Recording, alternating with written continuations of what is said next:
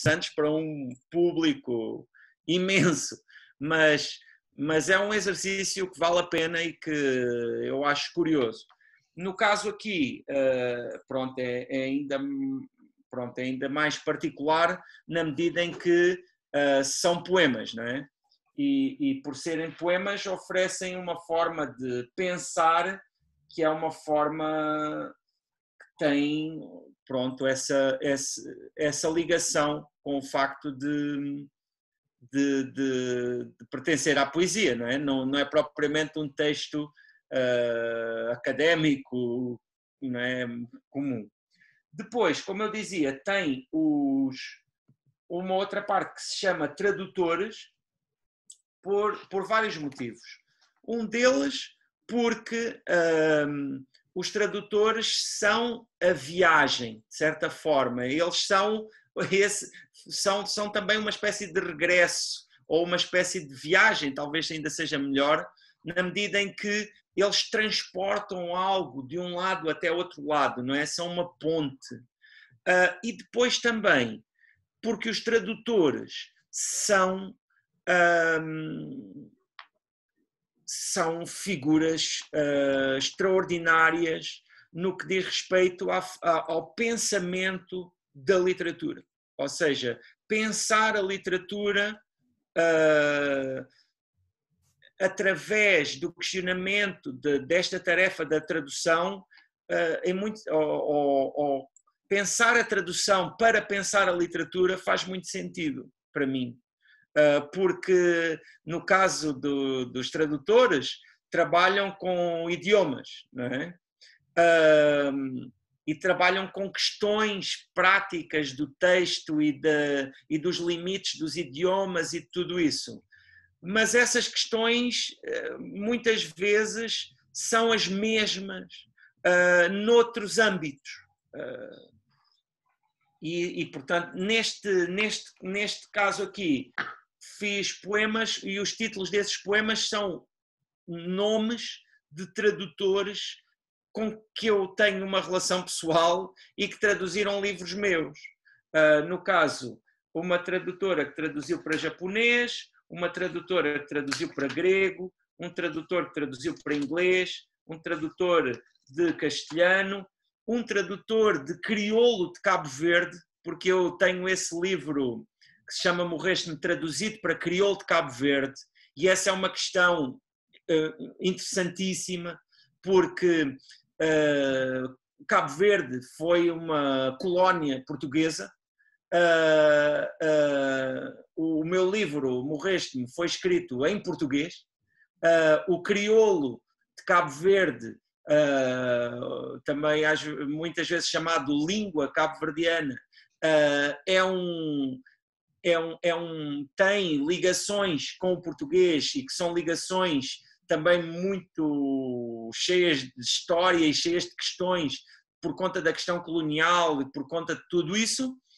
E é curioso que esse livro tenha sido traduzido de português para crioulo. E isso é muito interessante. Já agora, pronto, e esse é o último tradutor que aqui está nesta lista, mas já agora vou-vos contar. Este tradutor, que se chama Filinto Elísio Silva, ele utiliza vários nomes, mas ele é cabo-verdiano e ele é poeta, ele já foi professor também universitário, ele é um pensador lá em Cabo Verde, da cultura de Cabo Verde e da literatura cabo-verdiana, e ele é uma pessoa que eu conheci quando eu vivia em Cabo Verde, porque nos anos 90, no final dos anos 90, eu fui professor em Cabo Verde e conheci-o nesse momento, longe de imaginar, porque foi antes de eu publicar algum livro e de tudo isto acontecer, que anos mais tarde iria existir, não é, uma coisa tão incrível como esta. Até porque pronto, existe todo esse aspecto à volta do crioulo e da própria questão da relação entre Portugal e os países que foram suas colónias e que foram colónias portuguesas, curiosamente, até 1974, E isto permite-me também aqui falar de um aspecto importante que me diz respeito a mim e que diz respeito à minha geração de autores em Portugal, e que é uma geração que se tem afirmado e que inclusivamente tem chegado muito ao Brasil, e que é o facto de, no meu caso, eu ter nascido em 1974. 1974, que é o ano da Revolução, que termina com a ditadura aqui em Portugal, e que foi uma ditadura que durou 48 anos. Essa ditadura começou em 1926 e desde 1961 até 1974, para além da ditadura, para além das prisões políticas, da censura, de todas essas questões, havia a guerra colonial, que foi uma guerra que tinha 3 focos ativos, que era em Angola, em Moçambique e na Guiné-Bissau. E todo esse momento histórico marcou muitíssimo a história recente de Portugal. Marcou muitíssimo a geração dos meus pais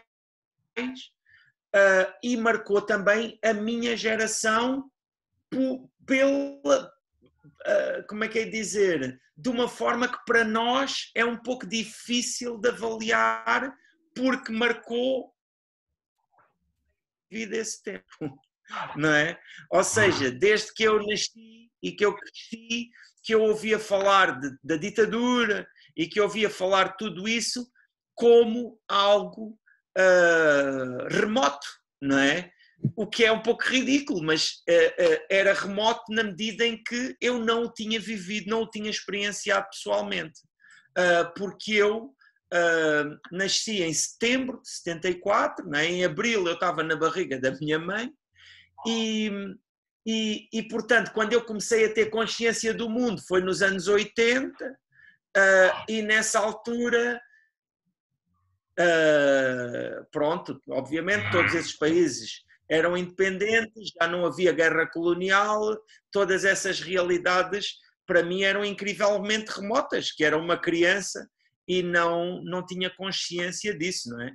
Hoje, que eu tenho 46 anos e vejo que 10 anos foi ontem, não é?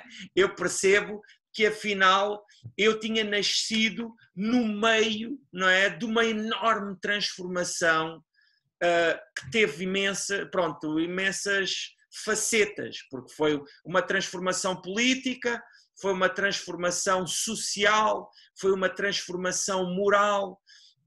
Portugal, que era um país muito fechado, inclusivamente começou a abrir-se ao mundo, quer dizer, um detalhe simbólico é que antes da Revolução em Portugal não existia Coca-Cola, passou a existir depois, e claro, a partir dos anos 80 e dos anos 90, todo o mundo também explode em termos de cultura de massas, não é? Ou seja, a própria tecnologia começou, é claro que nos últimos 25 anos foi, não é, transformações imensas com a internet e com isso tudo, mas mesmo logo nos anos 80, pelo menos aqui em Portugal, existia um acesso à cultura exterior que é incomparável com aquele que existia na primeira metade dos anos 70 ou nos anos 60 e portanto isso é muito marcante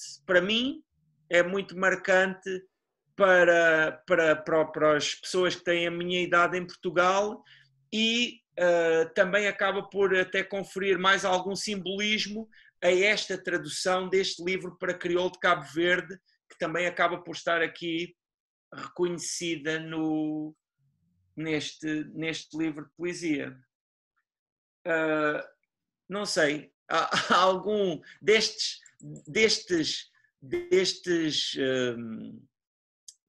partes, não é? Destes blocos, destes capítulos que eu falei, há algum que tenham assim... Diana, tem vontade de ouvir um poema de algum destes capítulos em particular? Eu gostaria muito. Aliás, eu vou atender um desejo aqui de uma pessoa que também pede. A Milena fala assim: de certa forma, a sua obra sempre retoma a própria escrita como uma busca de si. desta casa que somos nós mesmos, certo? Percebo isto bem evidente na obra Livro. Poderia ler o poema de mesmo título? Porque eu também sou uma apaixonada por essa obra sua, o Livro. Muito bem. Então, esse poema que se chama Livro tem aqui relação com aspectos da minha autobiografia e que vem muito na sequência do que estávamos a falar, porque os meus pais, antes de eu nascer, viveram na França. A minha irmã do meio nasceu lá, a minha irmã mais velha, que tem 13 anos a mais do que eu, ela foi para lá criança e passou lá a sua infância, praticamente toda. E os meus pais regressaram para Portugal pouco antes de eu nascer. E então, também esse tempo na França era um tempo que eu também sentia um pouco como eu sentia esse tempo da ditadura e tudo isso, porque era muito diferente daquilo que era a minha realidade e de certa forma me excluía. Então escrever este livro foi também um pouco uma procura de entender tudo isso, não é?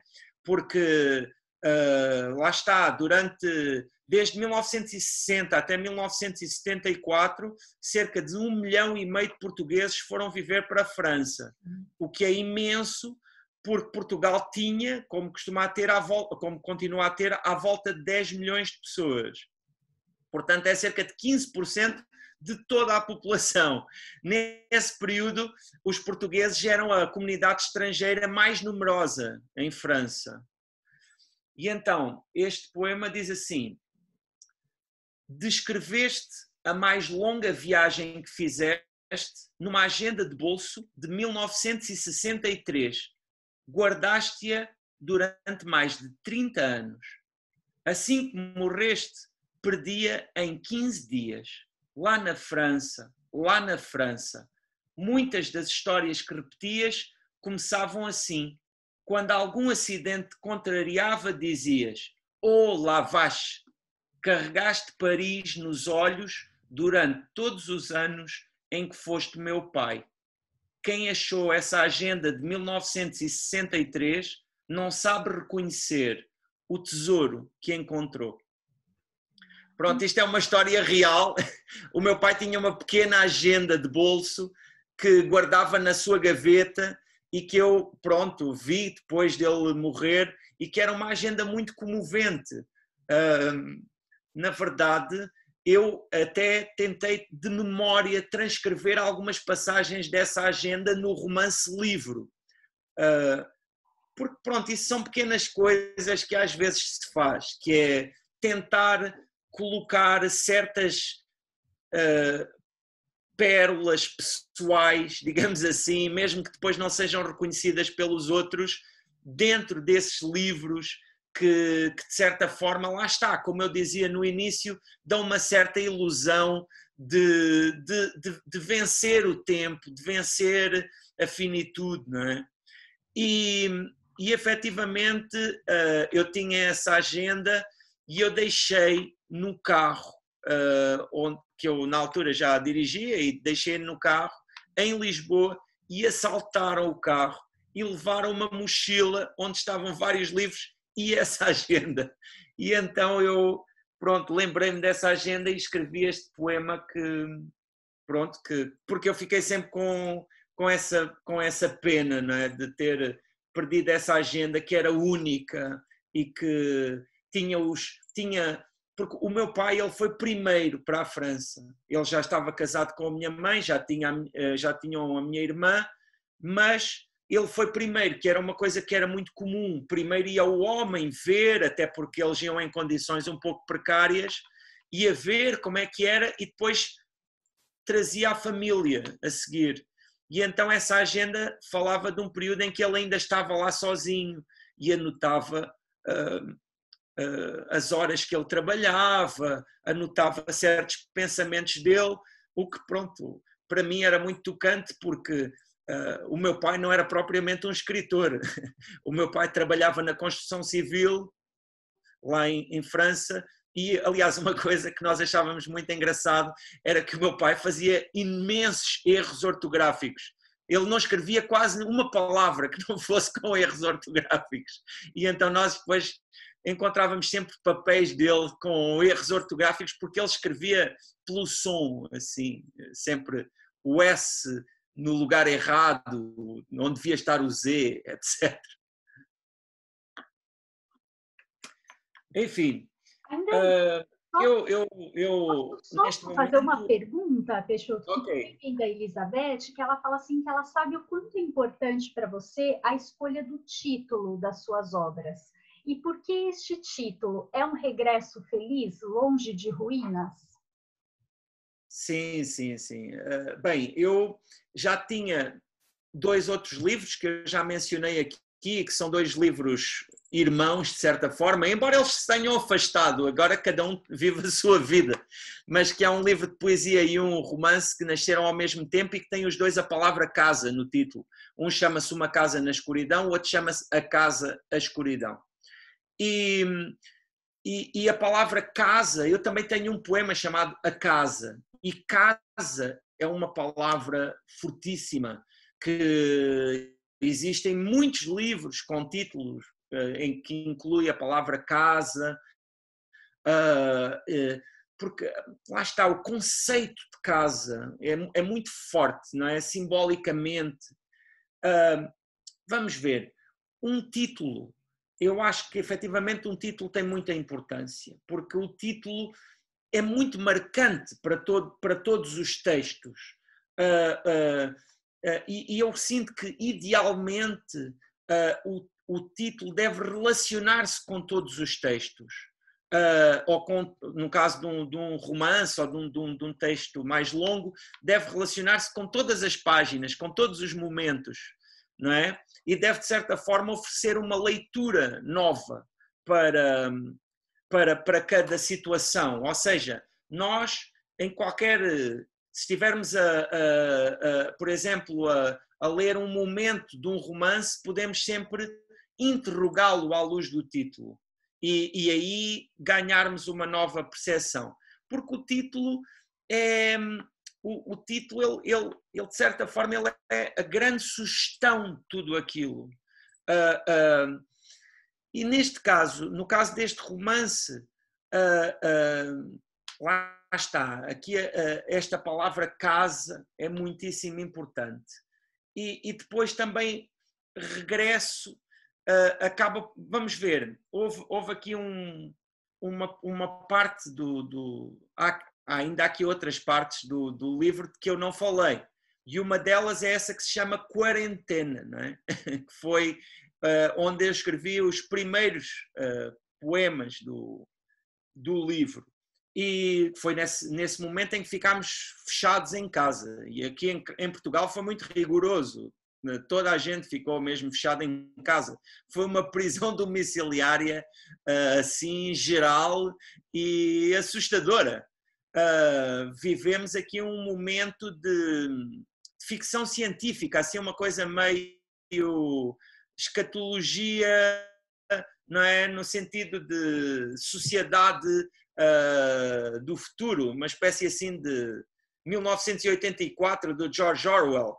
Eu lembro-me, por exemplo, de haver um momento que eu fui passear aqui o meu cão na rua e comecei a ser sobrevoado por um drone que repetia: vão para casa, vão para casa. Uma coisa incrível. Eu espero que isto possa ser uma memória no futuro, porque é terrível este momento. E efetivamente é um momento que nós vamos recordar, mas que não é nada positivo, não só, claramente, pronto, pelas mortes e por essas questões tão concretas e difíceis, mas também por tudo aquilo que está a fazer até para quem não tem essa afetação direta na sua vida, porque efetivamente eu acho que, acreditando na literatura, eu acho que se acredita na literatura, tem de se acreditar no contacto entre as pessoas, tem de se acreditar na comunicação, tem de se acreditar em, não é, em aprendermos uns com os outros, em estarmos em ligação, não é? E esta pandemia e tudo isto tem sido um pouco o contrário disso. Mas dizia, pronto, o livro começou por isso, não é? Começou por isso, pela casa e até pela forma como a casa se olhou com outros olhos, não é? E a quantidade de coisas que se começaram a fazer em casa que não se faziam antes, como esta, não é?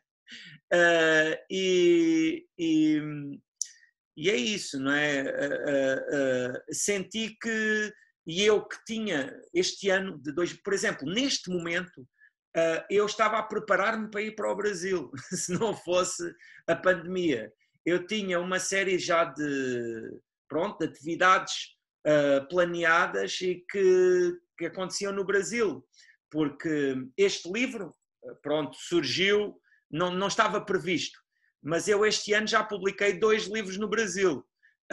Publiquei o livro que se chama O Caminho Imperfeito e publiquei um livro, olha, ainda bem que me lembrei disto, porque assim permite-me também falar desta outra dimensão daquilo que eu tenho escrito, que é um livro dirigido a um público mais jovem. E esse livro chama-se Todos os Escritores do Mundo Têm a Cabeça Cheia de Piolhos. E saiu numa editora que se chama Projeto, que é uma editora que está sediada em Porto Alegre.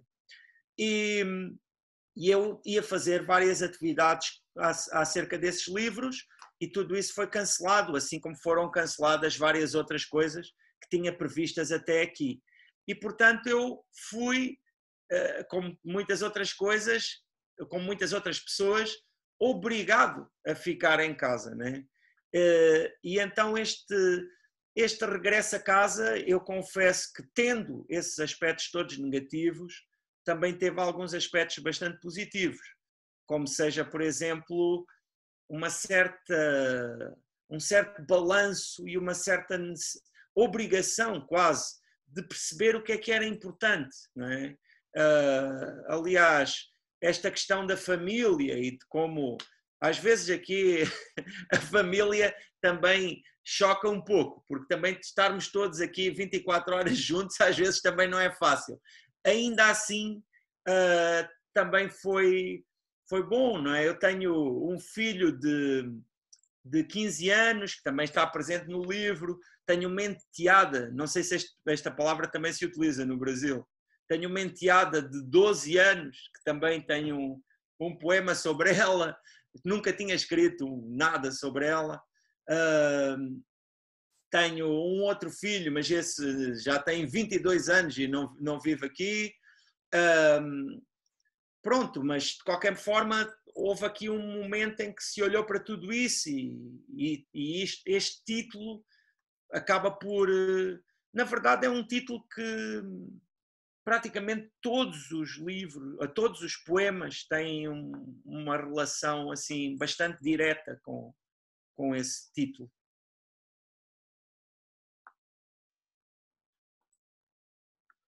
Posso-vos ler o poema da minha enteada?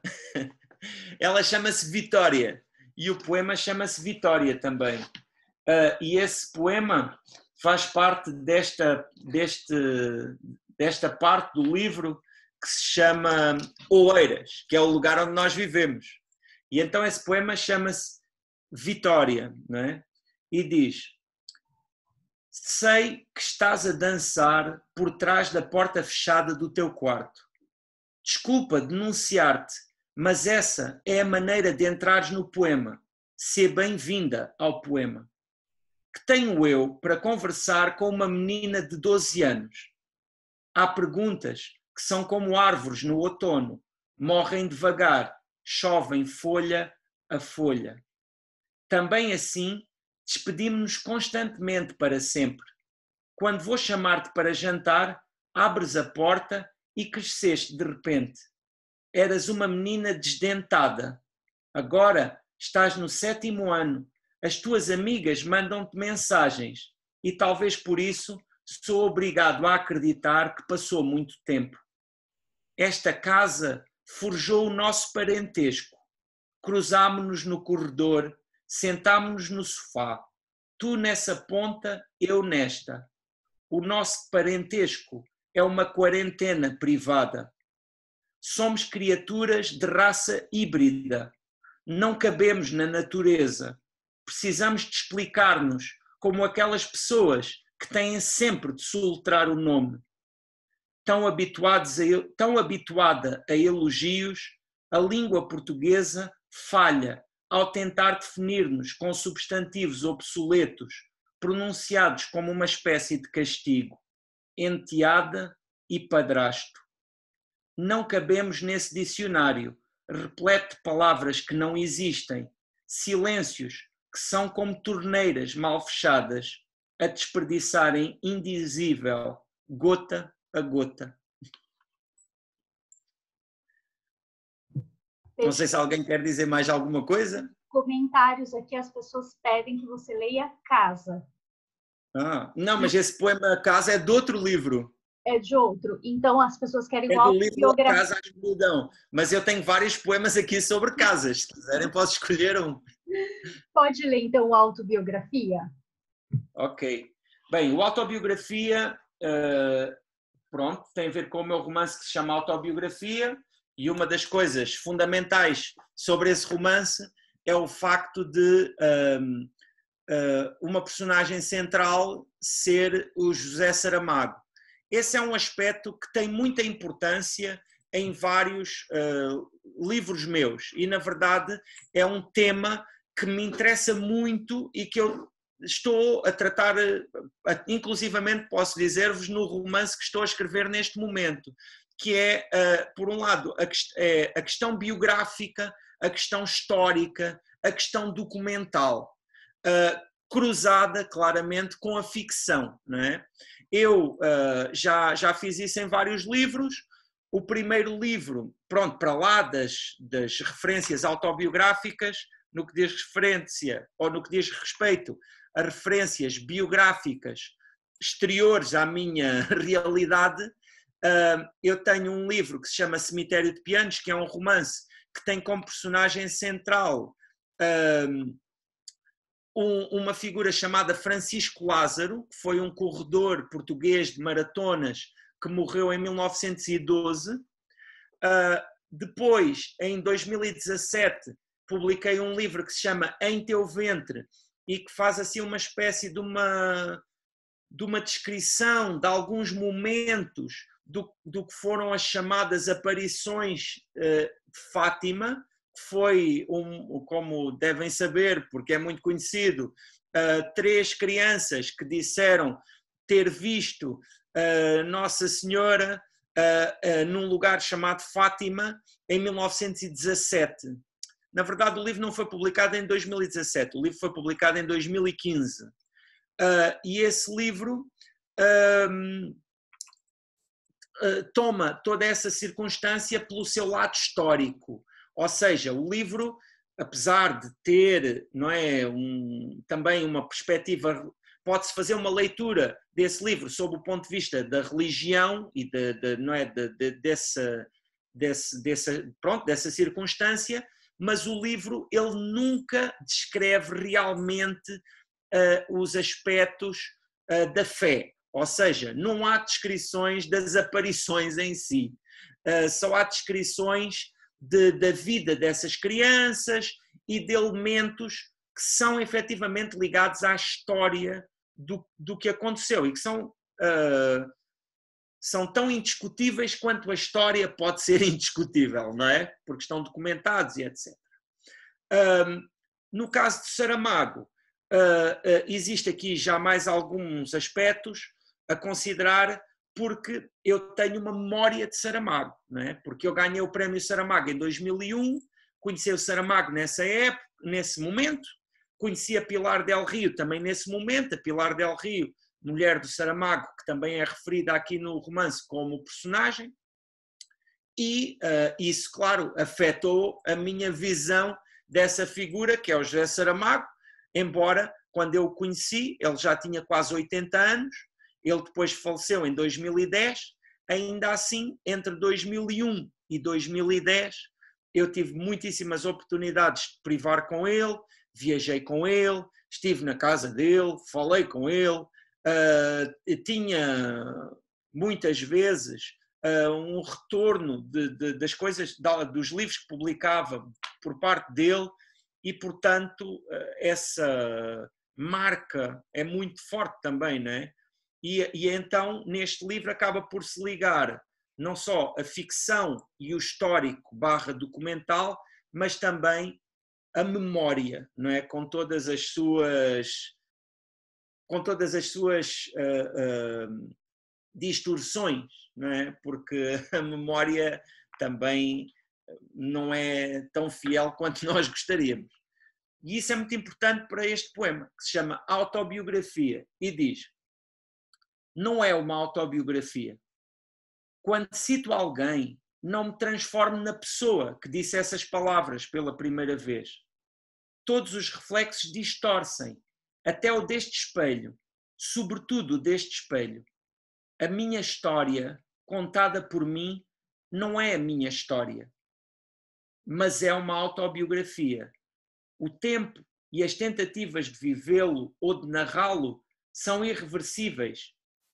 Incrivelmente, dos 87 anos da tua vida, há instantes que só eu recordo e, por isso, apesar de breves, pertencem à minha vida.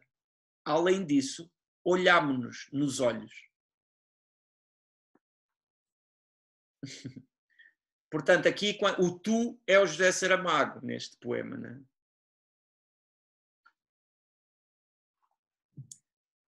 Existe alguma questão? Se não, eu falo mais.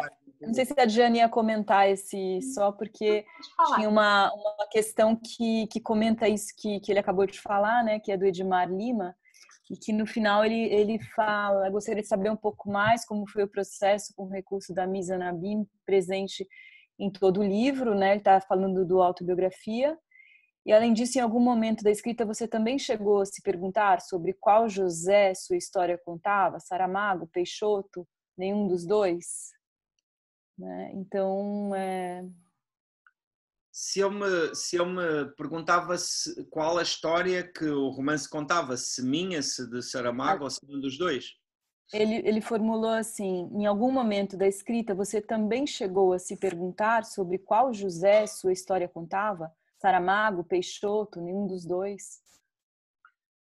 Eu acho que, vamos ver, muitas das respostas que nós fazemos acerca da literatura e que são respostas de sim ou não, são sim e não ao mesmo tempo.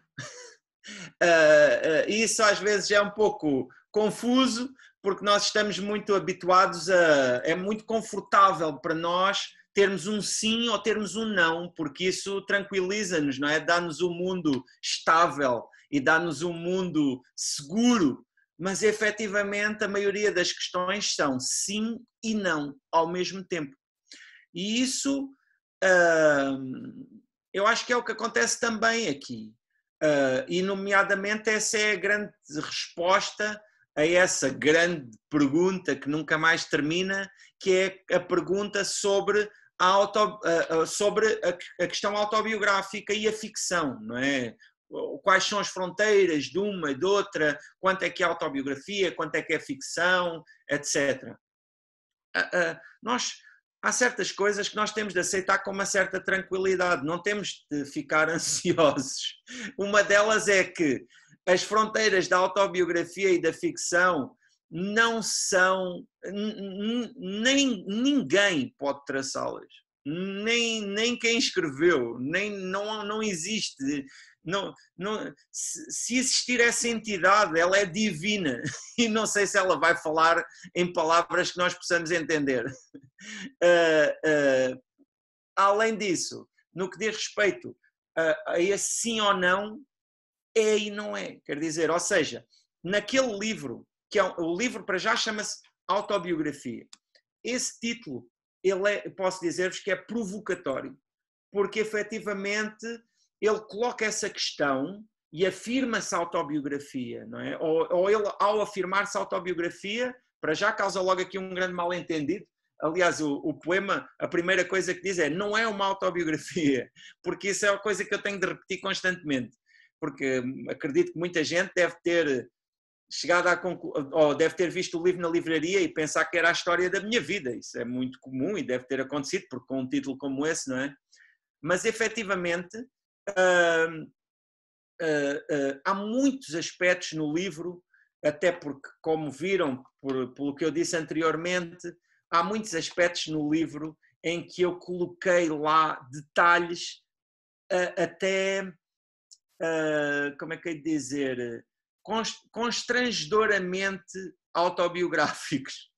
Ainda assim, como eu depois não os identifico, é bastante provável que os leitores depois também não consigam perceber que são autobiográficos, mas eu sei, não é?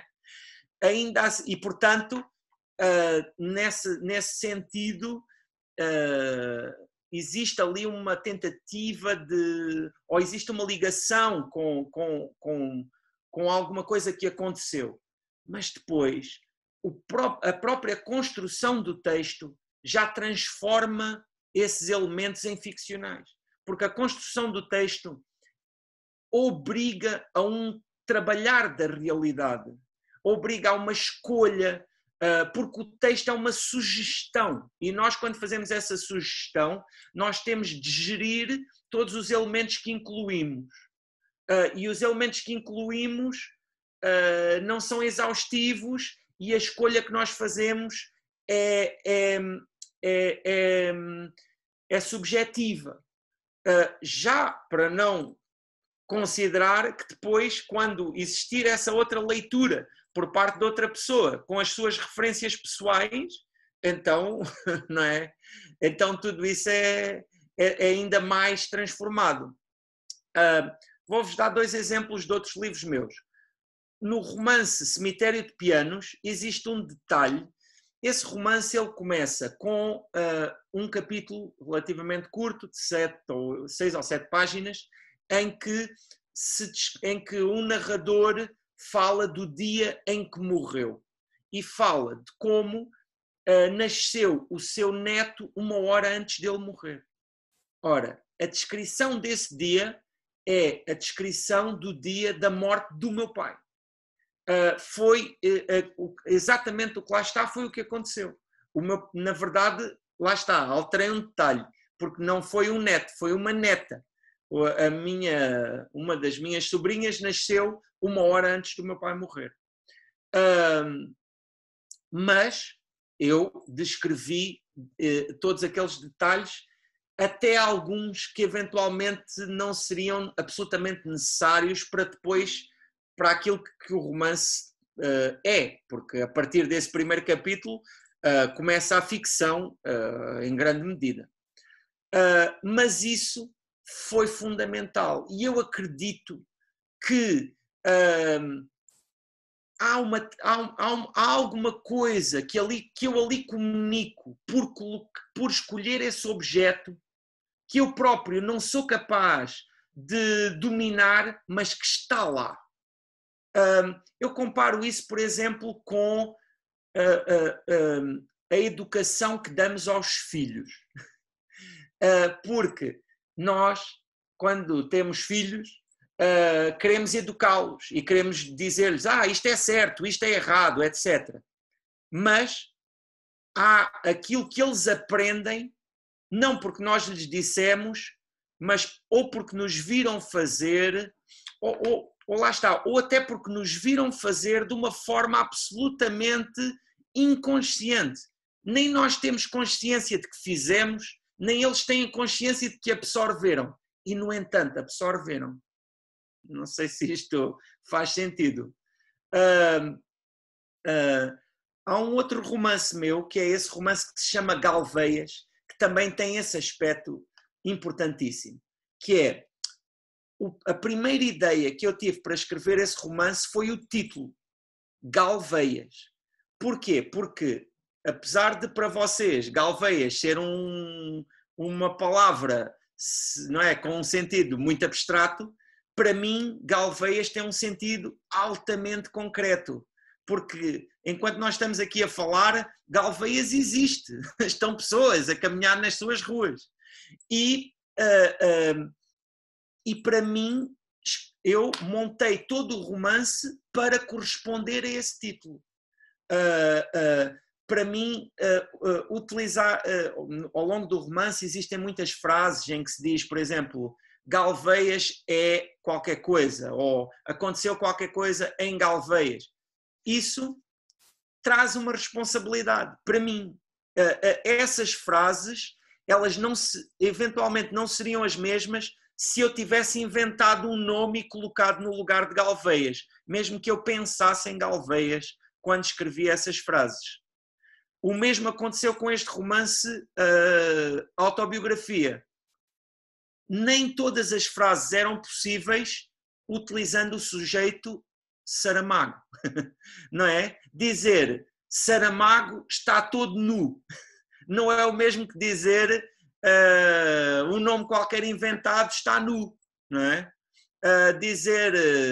Ou seja, esses detalhes e essas janelas autobiográficas marcam muito o texto, não só para mim, como objetivamente.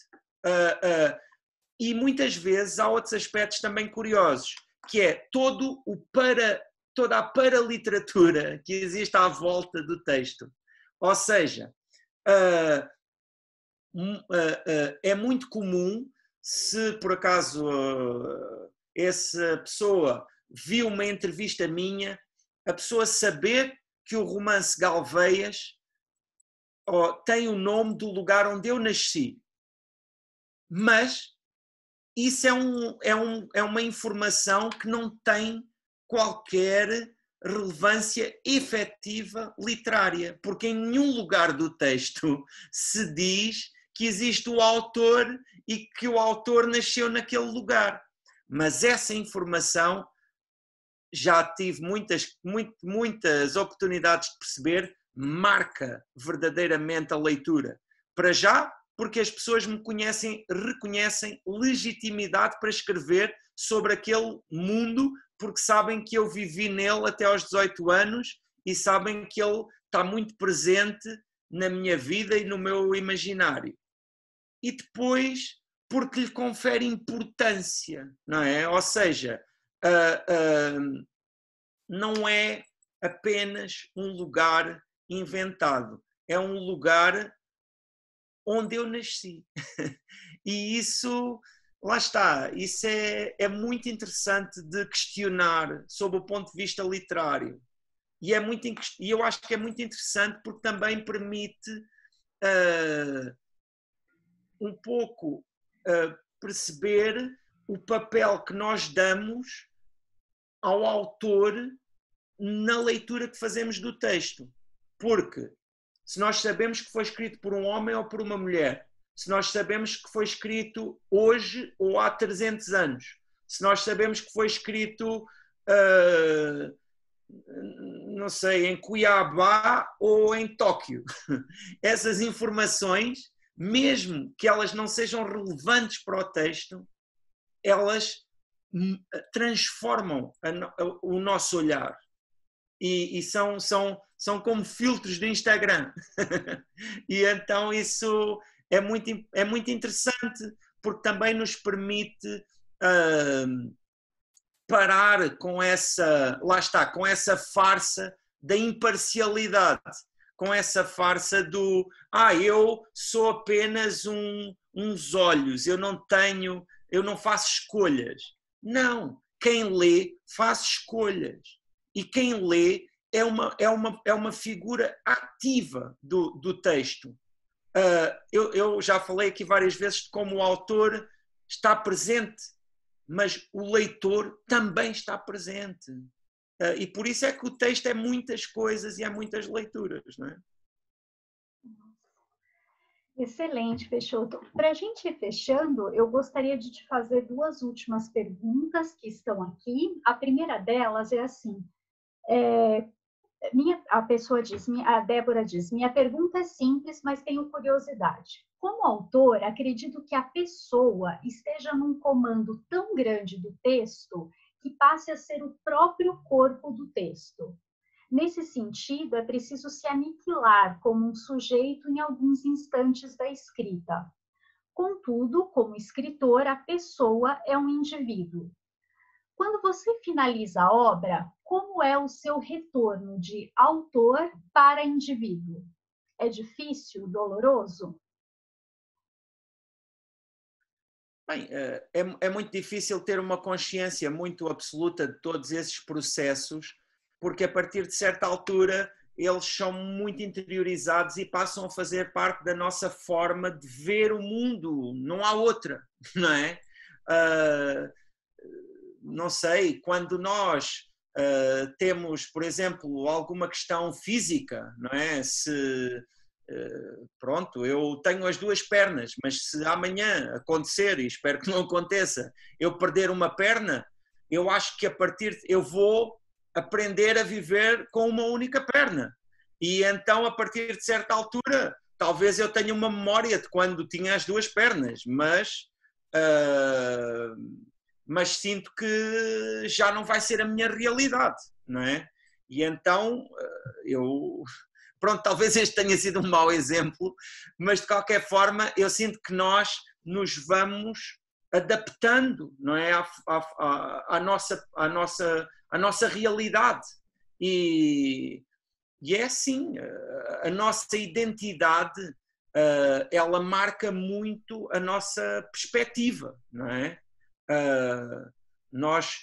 Eu acho que escrever pressupõe e ler e pensar pressupõe uma relação de alteridade, ou seja, pressupõe um diálogo entre nós e nós.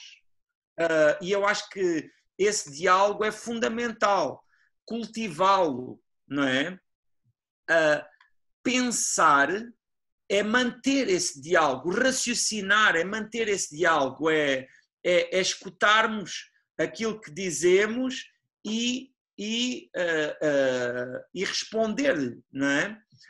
E sinto que essas duas nuances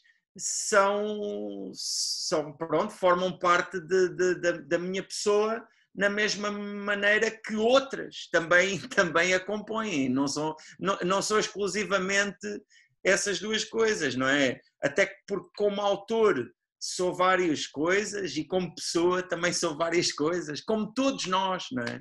Como todos nós. Mas lá está, esse trabalho de nos observarmos, de conseguirmos um pouco de distância, pronto, é difícil, mas é importante. E eu acho que, lá está, muitas vezes ler, quando nós lemos, nós estamos-nos a ler a nós próprios, não é? Da mesma medida que quando nós estamos a escrever, em certa medida nos estamos a escrever a nós próprios. Não é tão diferente assim. E claro, a escrita pressupõe, não é, uma construção e é muito impressionante nós, muitas vezes, olharmos para o produto desse trabalho que antes não existia e depois começa a existir. Ainda assim, o produto da leitura, ele também não existia. Ou seja, antes de nós lermos efetivamente, nós desconhecíamos, não existia aquela realidade. E isso também é impressionante. Infelizmente, não é partilhável de forma tão física e tão concreta, não é? Porque nós escrevemos os livros, depois publicam, depois distribuem e temos essa ilusão de que estamos a partilhar a nossa visão. Ainda assim, a nossa visão é impartilhável. Partilhar aquilo que eu vi num texto é tão impartilhável quanto partilhar aquilo que eu li num texto. Nós, pronto, no caso de vocês aí na universidade, escrevem artigos, mas há sempre aquele indizível em que nós olhamos para os olhos de outra pessoa que também lê o mesmo texto e nós dizemos: e aquele momento? E não dizemos nada porque o que nós queremos dizer não há assim palavras que o possam verdadeiramente dizer. Uma outra pergunta vem do Francisco e ele quer saber qual a influência da música na sua escrita, e eu junto a do Lion, que pergunta assim: como foi o exercício de trabalhar com outras artes e linguagens, como o texto e a narração para o cinema, por exemplo? Pergunto, pois outros escritores portugueses se arremessaram à música, como Hugo Manho, o Afonso Cruz. Uhum. Pronto, eu tenho muitas ligações com a música, não é? Eu posso só complementar com a questão da... Achei que era essa que você ia também complementar, Diana, que acho que é Luísa. Luísa Lopes, sei que você gosta de metal, tenho dificuldade em associar sua escrita tão doce ao metal. De que forma se ligam a música e sua escrita? Então, acho que se complementa aí. Sim, em 2003, curiosamente na sequência desses livros que falei há pouco, que era Uma Casa na Escuridão e A Casa, a Escuridão, escrevi um livro que se chama Antídoto, que é um livro curto que tem 10 contos, mas que são contos que têm ligação entre si, que também formam uma narrativa só, se quisermos lê-la assim, e que foi escrito ao mesmo tempo que um grupo aqui de metal português que se chama Moonspell fez um disco que tinha o mesmo nome e que cada tema desse disco corresponde a um desses contos, né? Cada conto corresponde a um tema do disco e os dois se chamam Antídoto. No deles chama-se Antidote porque eles cantam em inglês. E então, pronto, aí foi um trabalho assim muito direto, de ligação com a música.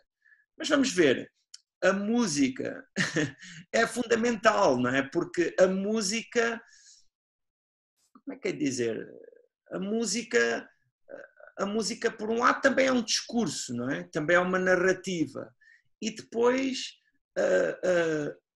há inúmeros elementos do texto que são, pronto, que como é que é dizer, sobrepõem a elementos da música, não é? Que pertencem aos dois lados e que têm muita importância.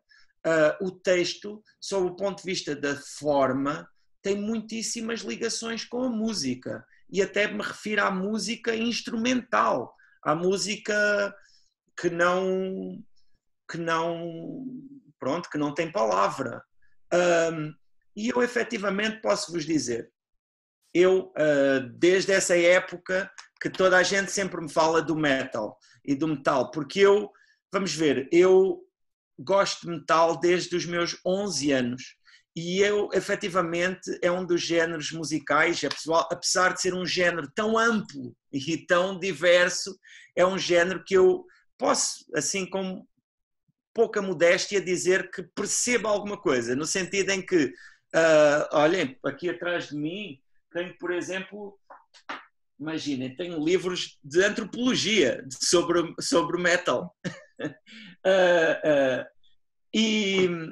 E eu acho interessante, é um género musical que tem muito que se lhe diga.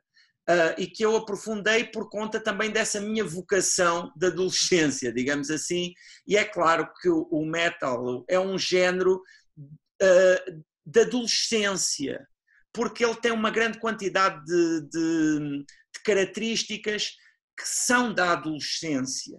Mas lá está, como eu dizia há pouco, falando da minha poesia, eu não vejo mal nenhum em manter várias características da adolescência ao longo de toda a minha vida. Ainda assim, pronto, pode-se, aquilo que há para dizer sobre esse género musical é muito amplo e requer um conhecimento que, no fundo, não é tão diferente do conhecimento que é necessário para falar sobre qualquer outro género musical. Ainda assim, também há uma outra coisa que eu queria dizer, que é, eu já não tenho 15 anos, não é? Por isso eu já não gosto exclusivamente de metal. Isso era o que eu gostava quando eu tinha 15 anos, eu era radical a esse nível. Agora já não sou radical assim. Agora eu escuto muitos outros géneros musicais. E, por exemplo, posso-vos dizer uma coisa que pode ser surpreendente, mas que, como nós estamos aqui neste meio, eu até vou dizer, embora às vezes assim noutras circunstâncias eu tenho um certo pudor, porque às vezes eu tenho um certo pudor, não sei, de querer colocar-me em certas posições. Mas, por exemplo, dos tipos de música que eu mais aprecio é a música barroca. Eu gosto de compositores especificamente da música barroca. E também é um período da música que eu posso, quer dizer, dentro de certas limitações, posso dizer que conheço, seja, sei lá, Scarlatti, Monteverdi e outros. Vivaldi, que é um autor, pronto, muito popular, mas que tem muito também desconhecido e que é fantástico, entre outros. Mas eu sinto, eu hoje em dia, para mim é fácil e eu gosto de estar nessa posição em que eu digo, eu ouço metal e toda a gente fica chocada, porque eu adoro metal e o metal, meu Deus, em 2020 o metal é de uma complexidade tão grande que não tem nada a ver com o que era nos anos 80 ou 90. Já há tipos de metal incríveis, sinfónico, há todo o tipo de coisas. Mas, e eu sinto que se eu, por exemplo, disser, como eu vos acabei de dizer, que gosto de música barroca, eu sinto que isso também transmite uma imagem, e que é uma imagem muito mais estereotipada. E eu adoro ser iconoclasta, e sinto uma grande tendência a estilhaçar essa imagem, a dizer, olhem, os escritores, eles podem gostar de metal, eles podem fazer tudo, porque os escritores, a única diferença que têm das outras pessoas é que escrevem, não é? É claro que isso tem alguma coisa, não é, de diferente, mas também é diferente quem, não sei, imaginem, astrólogos, não é, que leem os signos e o zodíaco, isso também é incrível, não é? Pronto, independentemente se acreditar ou não.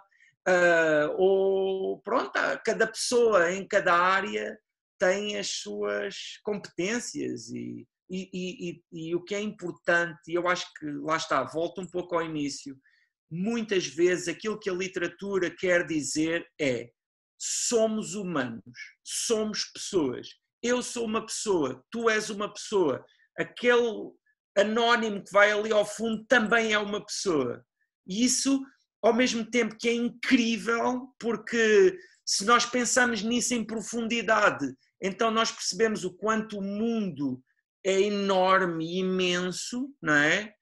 Por outro lado, é também um pouco assustador, não é? Porque, epá, se todas as pessoas tiverem, não é, o mundo que nós temos, então nós temos uma responsabilidade enorme em cada gesto, em cada palavra, em cada momento da nossa existência, não é? Peixoto, para a gente fechar, você poderia ler um poema sobre casa, que é um grande pedido aqui também. Sobre casa. Bem, sobre casa vou ler um poema que é um poema realmente ligado a essa ideia de regresso a casa.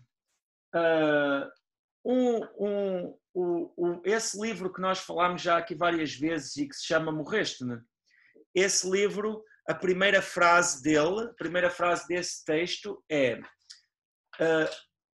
regresso agora a esta, ou regresso hoje a esta terra agora cruel. Se não estou em erro, acho que é assim. E esse livro também é um grande regresso, não é? Também fala sobre o regresso. Em termos de enredo, esse livro fala sobre,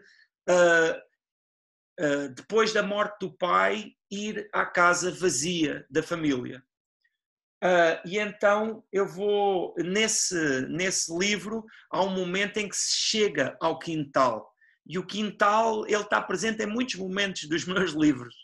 E então há aqui um poema que é um poema de agora e de quando eu vou com a minha mãe a essa casa. E diz o seguinte: entro com a minha mãe no quintal da nossa casa. A terra está coberta por folhas de várias estações. Os pessegueiros perguntam por onde andamos, porque demoramos tanto. As plantas dos canteiros transbordaram, embaraçaram-se numa espécie de desespero.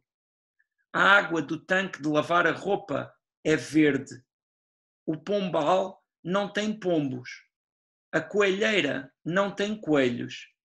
A capoeira está habitada pela memória de galinhas submissas e galos no poleiro, desconfiados de qualquer movimento. Às vezes, como antes, sentimos a chegada da gata. É uma presença, uma intuição, vem cumprimentar-nos. É uma gata livre, salta pelos quintais, escolhe as pessoas com quem quer estar, apesar de invisível. É agora o fantasma de uma gata. Ao fim da tarde, com as janelas abertas, o que escreve a minha mãe sobre a mesa da cozinha? Muito provavelmente escreve postais aos mortos, dá-lhes notícias com a sua caligrafia de voltas demoradas. Ela própria receberá esses postais quando for às casas vazias ver se há correio.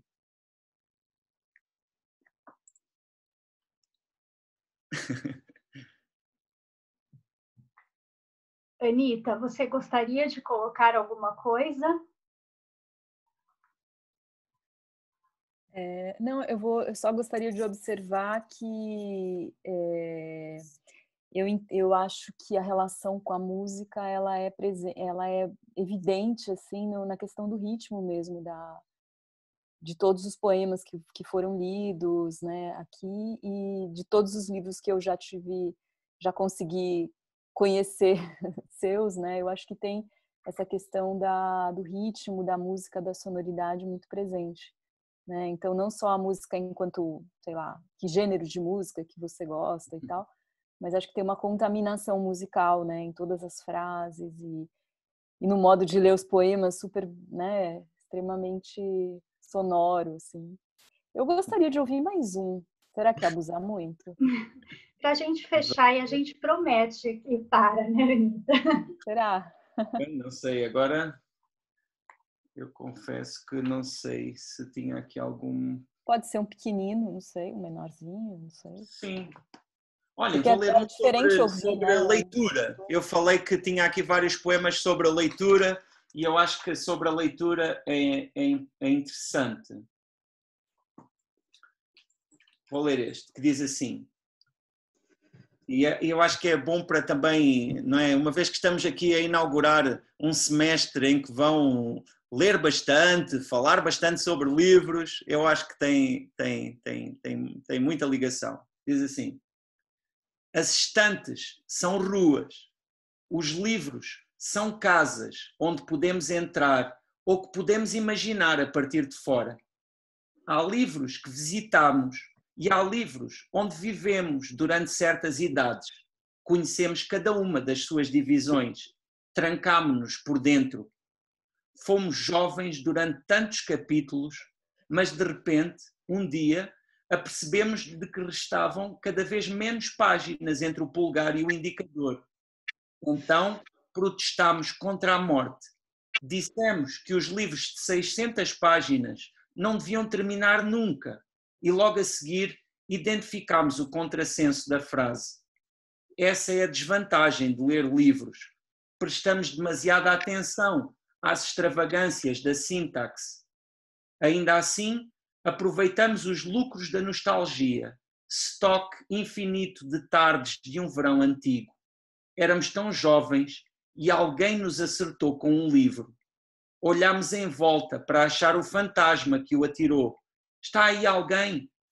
Quando voltámos ao nosso campo de visão, já estávamos num lugar com parágrafos a dizer que as estantes são ruas e que os livros são casas, enquanto que os outros, todos eles, diziam que as estantes são estantes e os livros são livros. Peixoto, Obrigado. eu simplesmente acredito que eu estou num daqueles momentos que você não encontra palavras para agradecer, porque de fato você nos proporcionou mais do que uma aula, mais desse contato com o humano, de que fala a literatura, né? Então, eu acho que você resgata uma visão que é muito a do nosso programa, a literatura e o humano. Então, nós te agradecemos assim imensamente por compartilhar conosco essa tarde aqui. Mesmo num momento tão atípico e difícil, você trouxe luz para esta tarde. Então, nós te agradecemos muito. Infelizmente, você não pôde estar fisicamente no Brasil, mas ainda esteve aqui conosco. E acredito e desejo muito que quando você esteja aqui no Brasil, que você possa vir nos visitar. O nosso programa é sempre aberto e será sempre uma alegria para nós nos encontrarmos, além dos seus livros, também com a pessoa generosa que você é. Então, assim, muito obrigada mesmo, viu, por esse encontro. Agradecemos também a todas as pessoas que se juntaram a nós aqui, sejam do Brasil, de Portugal, e que agradecem também muito essa sua fala, essa possibilidade de troca que você nos proporcionou. Então, muito obrigada, Peixoto. Muito obrigado também e tomara que em breve nos encontremos todos ao vivo e que tudo isto tenha passado e que estejamos num momento bem mais agradável e livre do que este que vivemos neste momento também. E um abraço para todos e tenham um excelente semestre aí na PUC e muito obrigado e foi um grande prazer. Obrigado. Prazer é todo nosso. Obrigada, viu? Obrigado. E até breve. Até breve.